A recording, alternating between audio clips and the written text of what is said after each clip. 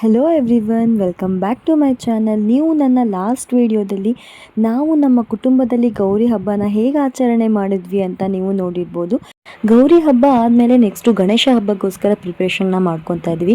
ನಮ್ಮ ಸೈಡು ಈ ಥರ ಪಡಾವಳಿ ಅಂತ ಕಟ್ತೀವಿ. ಇದರಲ್ಲಿ ತರಕಾರಿ ಮತ್ತು ಹಣ್ಣುಗಳನ್ನ ಹಾಗೆ ತೆಂಗಿನಕಾಯಿ ಅದನ್ನೆಲ್ಲ ಕಟ್ತಾರೆ. ಇದು ಒಂದು ನಮ್ಮ ಕಡೆ ಇರುವಂತಹ ಪದ್ಧತಿ. ಇದು ನಾರ್ಮಲ್ ಆಗಿ ನಮ್ಮೂರ ಸೈಡಲ್ಲಿ ಆಲ್ಮೋಸ್ಟ್ ಆಗಿ ಎಲ್ಲರೂ ಮಾಡ್ತಾರೆ ಈ ಥರನೇ ಕಟ್ಟೋದು. ಅದಾದಮೇಲೆ ನೆಕ್ಸ್ಟು ಬೆಳಗ್ಗೆ ಹೊತ್ತು ಗಣೇಶನ ಮನೆಗೆ ವೆಲ್ಕಮ್ ಮಾಡೋ ಟೈಮ್ ಬಂತು. ಗಣೇಶ ಬರೋಕ್ಕಿಂತ ಮುಂಚೆ ತುಳಸಿ ಮುಂದೆ ಚಿಕ್ಕದಾಗಿ ಒಂದು ರಂಗೋಲಿನ ಹಾಕಿದೆ. ಯಾಕಂದರೆ ಗಣೇಶನ ತಂದು ಅಲ್ಲಿ ತುಳಸಿ ಎದುರುಗಡೆ ಕೂರಿಸ್ತಾರೆ.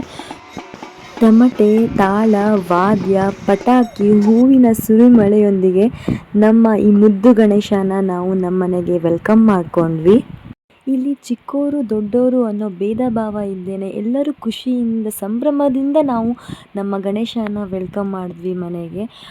ಗಣೇಶ ಬಂದಮೇಲೆ ನಾವು ಮನೆ ಒಳಗಡೆ ಅಂದರೆ ತುಳಸಿ ಹತ್ರ ಇಡೋದಕ್ಕಿಂತ ಮುಂಚೆ ನಾವು ಅದಕ್ಕೆ ಕೆಂಪು ನೀರನ್ನು ತೆಗಿತೀವಿ. ಅಂದರೆ ದೃಷ್ಟಿ ಎಲ್ಲ ಆಗಿರುತ್ತೆ ಅಲ್ವಾ. ಸೊ ಕೆಂಪು ನೀರು ನಾವು ಹೇಗೆ ಚಿಕ್ಕ ಮಕ್ಕಳಿಗೆ ಎಲ್ಲ ತೆಗಿತೀವೋ ಹಾಗೆ ನಮ್ಮ ಮನೆಗೂ ಕೂಡ ಗಣೇಶ ಬಂದ ತಕ್ಷಣ ಕೆಂಪು ನೀರನ್ನ ತೆಗೆದು ಗಣೇಶನ ತುಳಸಿ ಮುಂದೆ ಇಟ್ಟು ಆಮೇಲೆ ಮನೆ ಒಳಗಡೆ ತೆಗೆದುಕೊಂಡು ಹೋಗ್ತೀವಿ. ನಮ್ಮ ಕುಟುಂಬದಲ್ಲಿ ಗಣೇಶನ 5 ದಿನ ಕೂರಿಸ್ತೀವಿ.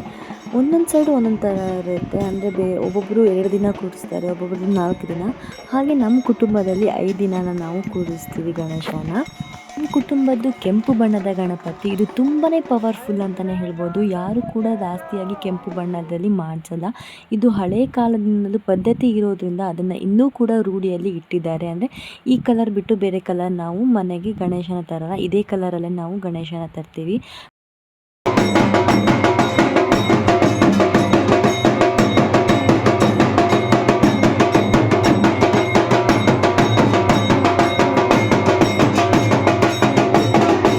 ನಾವು ಆರತಿ ಬೆಳಗಲಿಕ್ಕೆ ಈ ರೀತಿಯ ಆರತಿ ತಟ್ಟೆಗಳನ್ನ ರೆಡಿ ಮಾಡ್ತೀವಿ. ನಿಮಗೆ ನಾನು ಮಂಗಳಗೌರಿಯ ವಿಡಿಯೋದಲ್ಲಿ ಹೇಳಿದ್ದೆ, ನಮ್ಮೂರ ಸೈಡಲ್ಲಿ ಅರಿಶಿನ ಕುಂಕುಮನ ಯೂಸ್ ಮಾಡ್ಕೊಂಡು ಈ ರೀತಿಯ ಆರತಿ ತಟ್ಟೆಗಳನ್ನ ರೆಡಿ ಮಾಡ್ತೀವಿ ಅಂತ.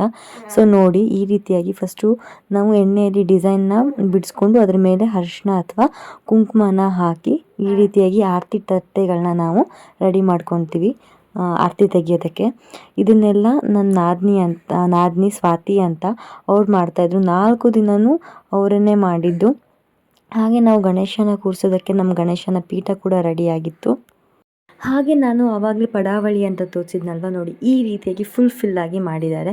ಎಲ್ಲ ಕಡೆಯೂ ಹಣ್ಣು, ತರಕಾರಿ, ಹಾಗೆ ಅಡಿಕೆ, ತೆಂಗಿನಕಾಯಿ ಮತ್ತು ಏನೇನು ಸಿಗುತ್ತೆ ಅಂದರೆ ತಾವರೆ ಹೂವು ಆ ಥರನೆಲ್ಲ ಹಾಕಿ ಅದ್ರ ಮೇಲೆ ಲೈಟಿಂಗ್ಸ್ನೆಲ್ಲ ಈ ಥರ ಮಾಡಿದ್ದಾರೆ.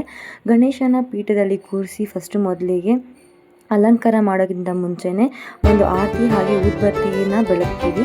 ಅದಾದಮೇಲೆ ನೆಕ್ಸ್ಟ್ ನಾವು ಗಣೇಶನಿಗೆ ಹೂವಿನ ಅಲಂಕಾರ ಹಾಗೆ ಏನಾದರೂ ಒಡವೆ ಎಲ್ಲ ಇರುತ್ತಲ್ಲ ಅದನ್ನೆಲ್ಲ ಹಾಕಿ ಆಮೇಲೆ ಮತ್ತೆ ಪೂಜೆನ ಸ್ಟಾರ್ಟ್ ಮಾಡ್ತೀವಿ. ಹೂವಿನ ಅಲಂಕಾರ ಆದಮೇಲೆ ನಮ್ಮ ಮನೆಯ ಗಣೇಶ ಈ ರೀತಿಯಾಗಿ ಕಾಣಿಸ್ತಾ ಇದೆ ನೋಡಿ.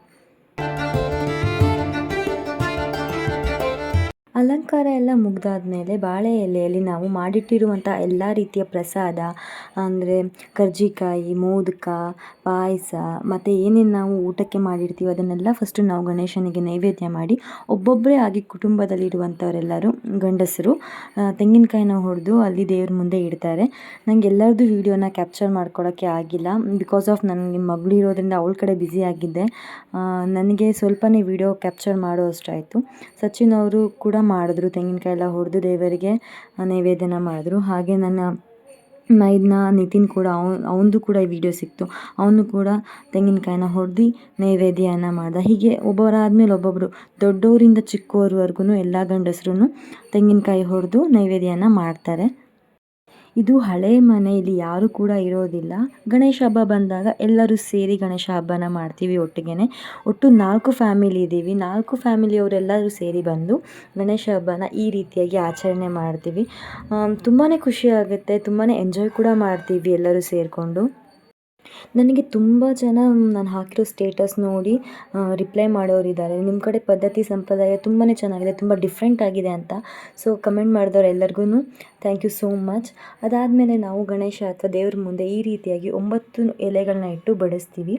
ಇಲ್ಲಿ ಇಟ್ಟಿರುವಂತಹ 8 ಎಲೆಗಳನ್ನ ಗಂಡಸರು ಊಟ ಮಾಡ್ತಾರೆ, ಹಾಗೆ ಒಂದು ಎಲೆ ಅಂದರೆ ಗೌರಿ ಮುಂದೆ ಇಟ್ಟಿರೋ ಎಲೆನ ಹೆಂಗಸರು ಊಟ ಮಾಡ್ತಾರೆ. ನೆಕ್ಸ್ಟು ಗಣೇಶನಿಗೆ ಮಂಗಳಾರತಿಯನ್ನು ಬೆಳಗಿದ್ವಿ. ನಮ್ಮ ಕಡೆ 5 ಮಂಗಳಾರತಿಯನ್ನು ಬೆಳಗ್ತೀವಿ.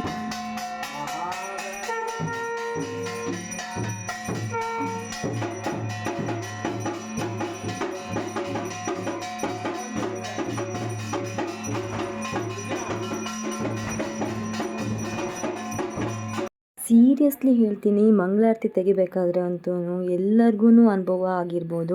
ಮೈಯೆಲ್ಲ ಝುಮ್ ಅಂತ ಇರುತ್ತೆ, ಏನೋ ಪ್ರತ್ಯಕ್ಷವಾಗಿಯೇ ನಿಂತಿದ್ದಾನೆ ನಮ್ಮ ಎದುರುಗಡೆ ಗಣೇಶ ಅಂತ ಇರುತ್ತೆ. ಅದರಲ್ಲೂ ನಮ್ಮ ಮನೇಲಿ ಫಸ್ಟ್ ಡೇನೇ ನಮಗೆ ಗಣೇಶ ಹೂವಿನ ಪ್ರಸಾದನ ಕೊಟ್ಬಿಟ್ಟ. ಯಾರೆಲ್ಲ ಮನಸ್ಸಲ್ಲಿ ಏನೇನು ಅಂದ್ಕೊಂಡಿದ್ರೋ ಎಲ್ಲರದ್ದು ಕೆಲಸ ಕಾರ್ಯ ನೆರವೇರಲಿ ಅಂತ ಆಶಿಸ್ತೀನಿ.